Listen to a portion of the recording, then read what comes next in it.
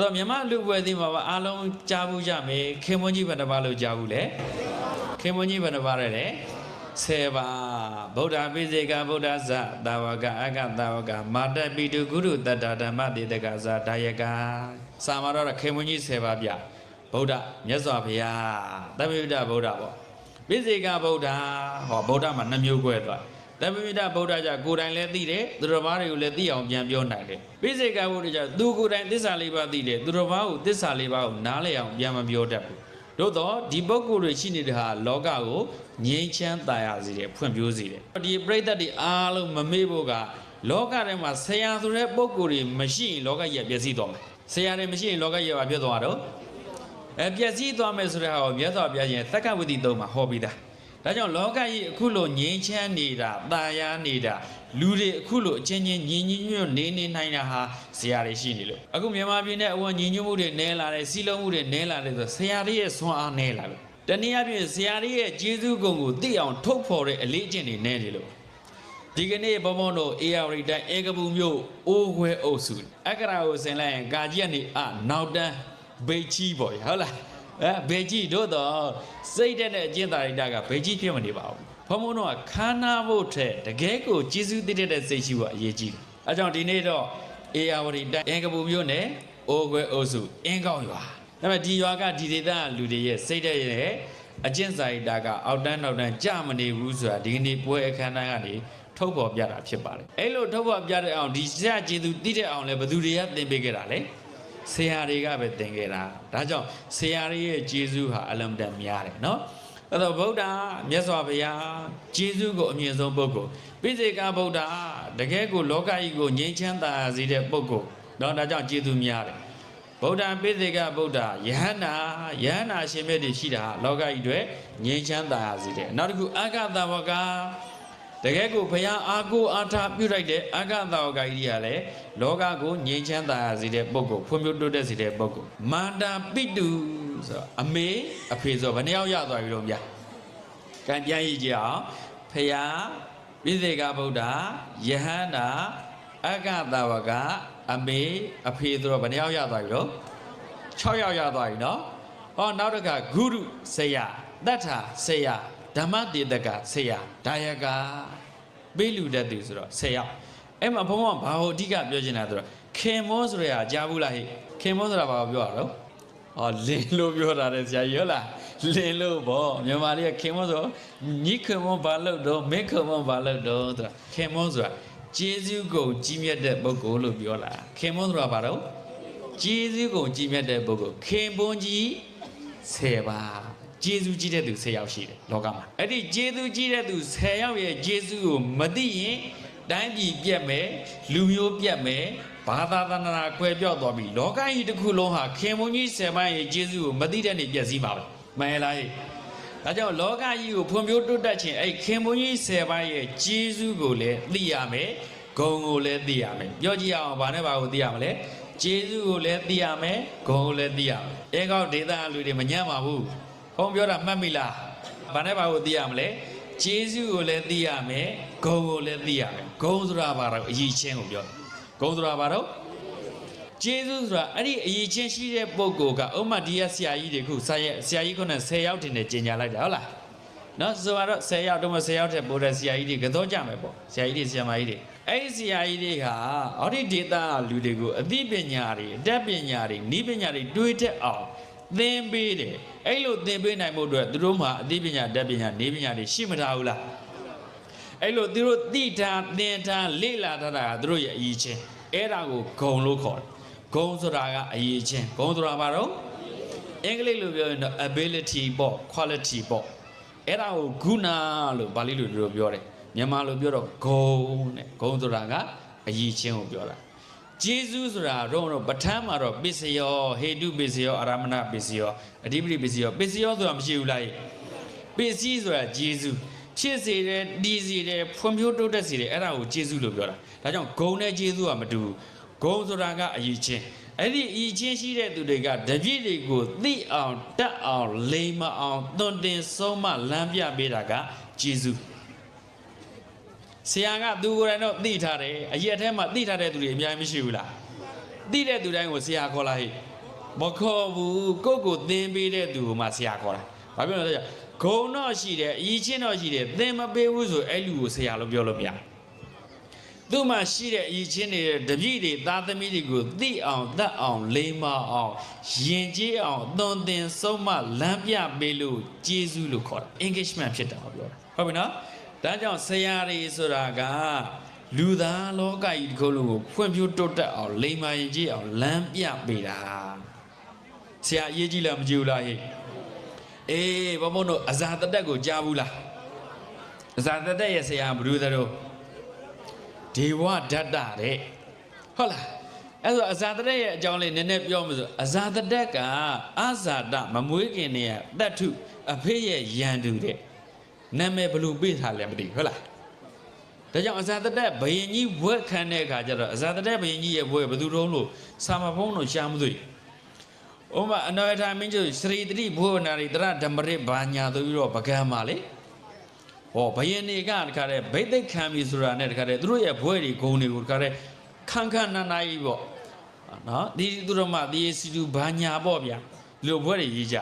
သူအဇာတတက်ကစာမအဇာတတက်ရဲ့ဘွဲ့ကိုဘာမှမရေးထားဘူးအဇာတတက်ပဲနာမည်ကမကောင်းဘူးအဇာတမမွေးခင်နဲ့တတ္ထုအဖေရဲ့ယံသူတဲ့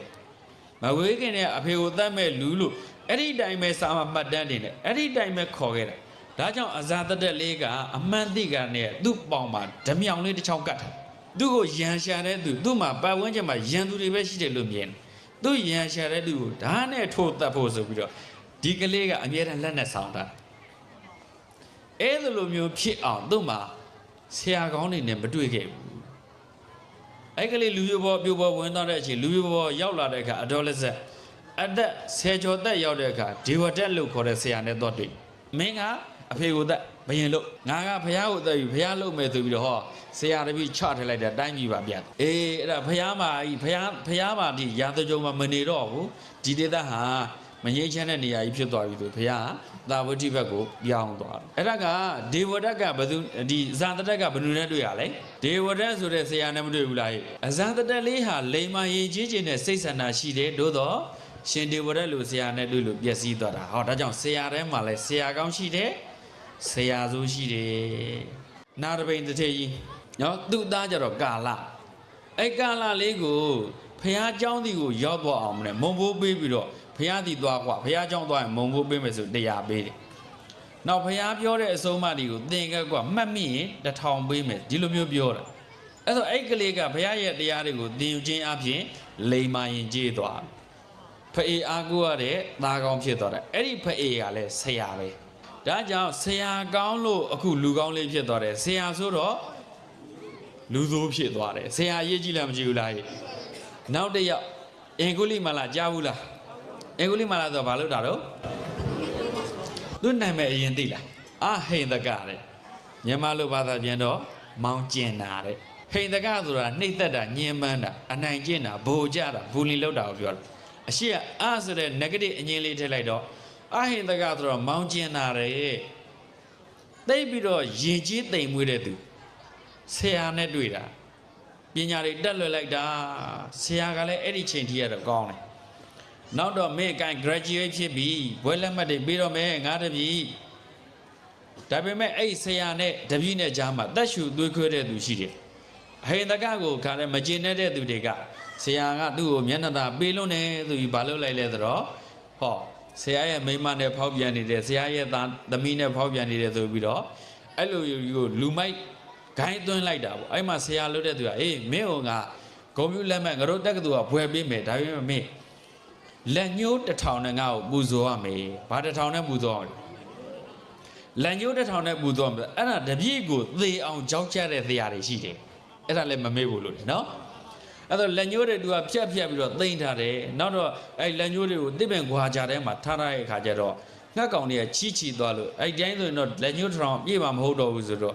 ခါနွယ်ကျိုးနဲ့ချီပြီးတော့လေဘဲမှာပန်းကုန်းလို့ကုန်းတာပန်းကိုပါဠိလိုမာလလို့ခေါ်တာအင်္ဂုလိဆိုတာလက်ညှိုး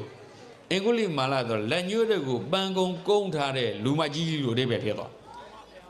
အဲ့တော့အင်္ဂုလိမာလကငကိုကသူ့နာမည်ကမောင်ကျင်တာကိုလူမိုက်ကြီးဖြစ်အောင်ဆရာကလုပ်လိုက်တာ ဟောဒါကြောင့်လောကကြီးပျက်စီးအောင်ဆရာသူတွေကလှုပ်တယ်လောကကြီးကိုငြိမ်းချမ်းသာရအောင်ဆရာကောင်းတွေကလှုပ်တယ်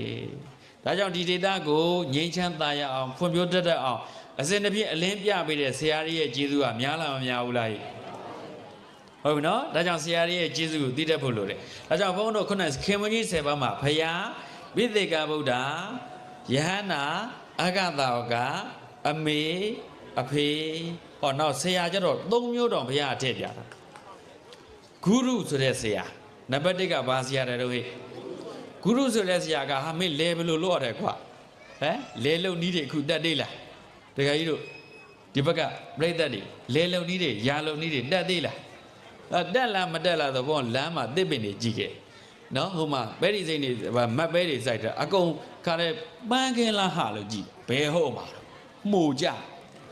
ဟမ်မြေကြီးကိုဘလို့ပြင်ရမယ်ဆိုလည်းမသိဘူးအပင်ကိုဘလို့စောင့်ရှောက်မယ်ဆိုလည်းမသိဘူးဘာလို့ဒီနေ့ခေတ်လူတွေကရှေးလူကြီးတွေကိုအထင်သေးတယ်လေအထင်သေးတဲ့ကရှေးလူကြီးတွေကသူတို့အောင်မြင်ခဲ့တာမြေတီမျိုးဩဇာကိုခုနကပြောဓာတ်မျိုးဩဇာတွေမသုံးမဲ့နဲ့သူတို့စိုက်ပျိုးခဲ့တဲ့အောင်မြင်ခဲ့တာပဲ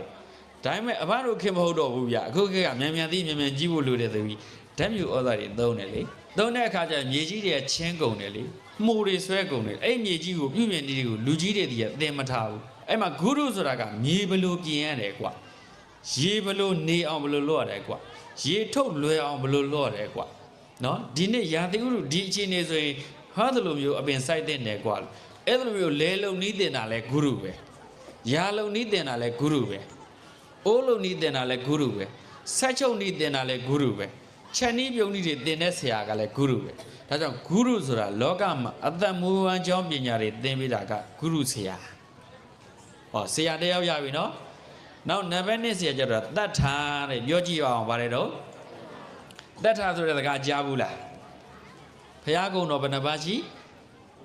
9ပါးဘုရားကုံတော်9ပါးထဲမှာ9ခုမြောက်ကုံတော်ကတတ်ထာဒေဝမနုဿာနာဘုရားကလည်းမြတ်စွာဘုရားဆိုတာလည်းဆရာပဲလူတွေနဲ့တွေအားလုံးရဲ့ဆရာဟုတ်ပလားအဲ့တော့အဲ့တတ်ထာဆရာကဘာတော့လိမ္မာအောင်ပြောပေးတဲ့ဆရာတဲ့ဗါတယ်တော့ဟဲ့လိမ္မာအောင်ပြောပေးတဲ့ဆရာဟောဆရာ2မျိုးရပြီတစ်မျိုးက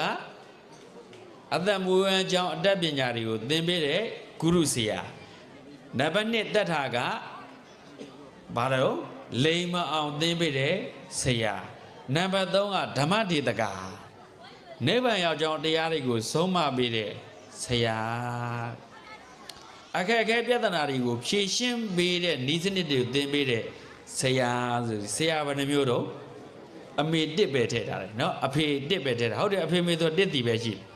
ခင်မွန်းကြီး10ပါးထဲမှာဆရာကိုမြတ်စွာဘုရားဘယ်နှနေရာထည့်ပေးထားပြောပါဆရာတွေတော့ဂုရုဆရာဘာလို့ပြရအောင်အတ္တပညာသင်ပေးတာနောက်ဆရာတစ်ယောက်ကတတ်ထာဆရာက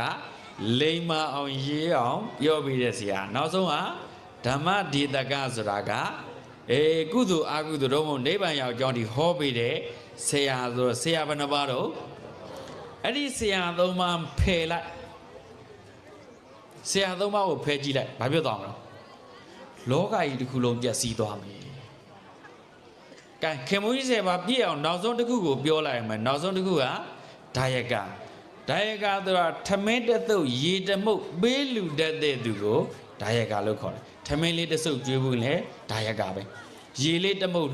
လှူဖို့ရင်လည်းဒါယကပဲခင်ဗျဧည့်သည်တွေဗျာဧည့်သည်တွေအဲ့ဒီအိမ်မှာသူများအိမ်ကိုသွားတယ်ထမင်းကျွေးဖို့တယ်အဲ့ဒါကိုယ့်ရဲ့ဒါယကဖြစ်သွားတယ်ဟာတဲပါဗျာခိုးပါဗျာအဲ့ဒါဒါယကဖြစ်သွားတယ်ဘုံဘကဘာပြောချင်လဲဆိုတော့အခုခင်မွန်းကြီးဘယ်နှပါးဖြစ်သွားပြီလဲ